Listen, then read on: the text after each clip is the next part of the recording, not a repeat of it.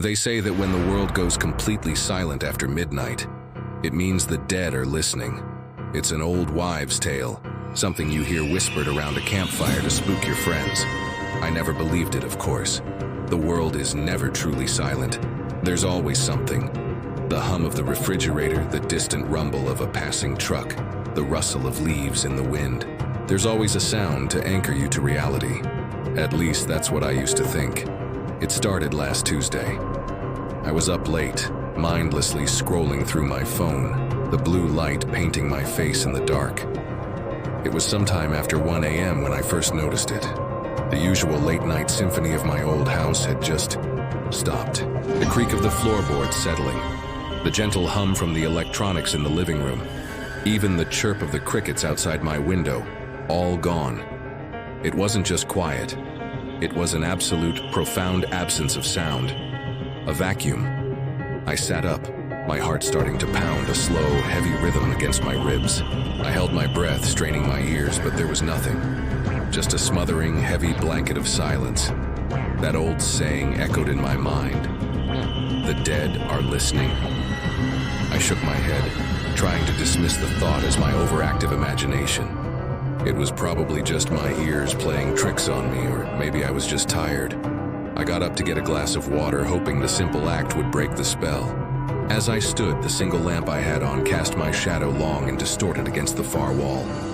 I took a step, and my shadow followed, just as it should. But then I stopped, and my shadow didn't.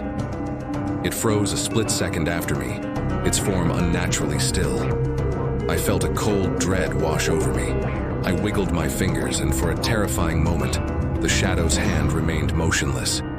Then with a jerky, unnatural movement, its fingers twitched in response. My breath caught in my throat. I stood there, paralyzed, staring at this dark duplicate of myself.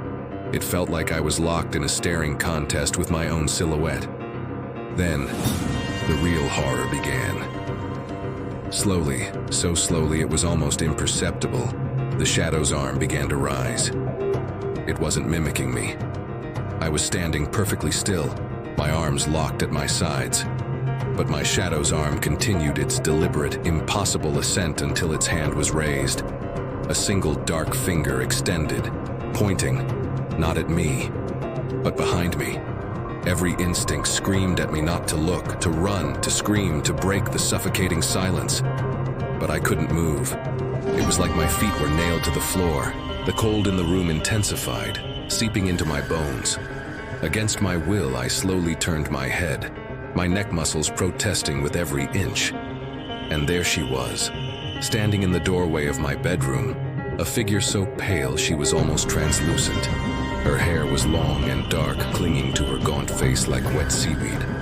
But her eyes were just empty, hollow sockets, voids of darkness that seemed to pull all the light from the room. She was wearing what looked like a simple, old-fashioned nightgown, and her feet hovered just inches above the floor.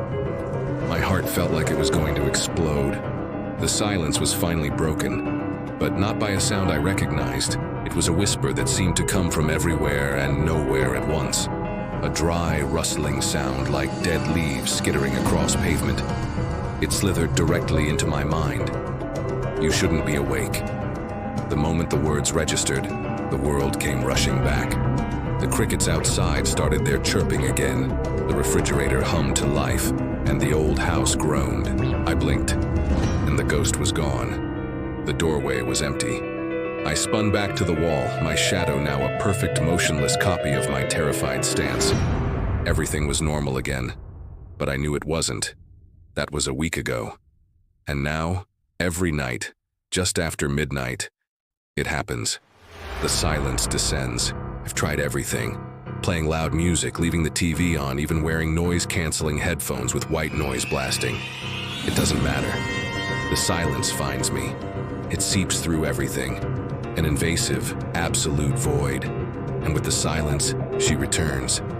She never gets closer. She just stands there in a corner of the room, or by the window, or at the foot of my bed.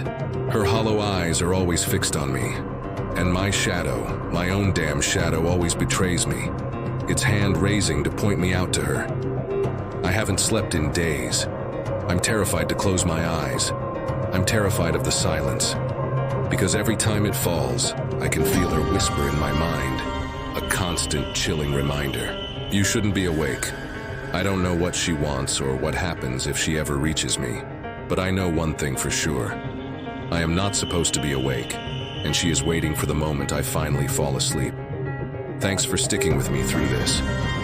If you enjoy stories that explore the shadows, be sure to hit that subscribe button and ring the bell so you don't miss what's coming next. Stay safe out there.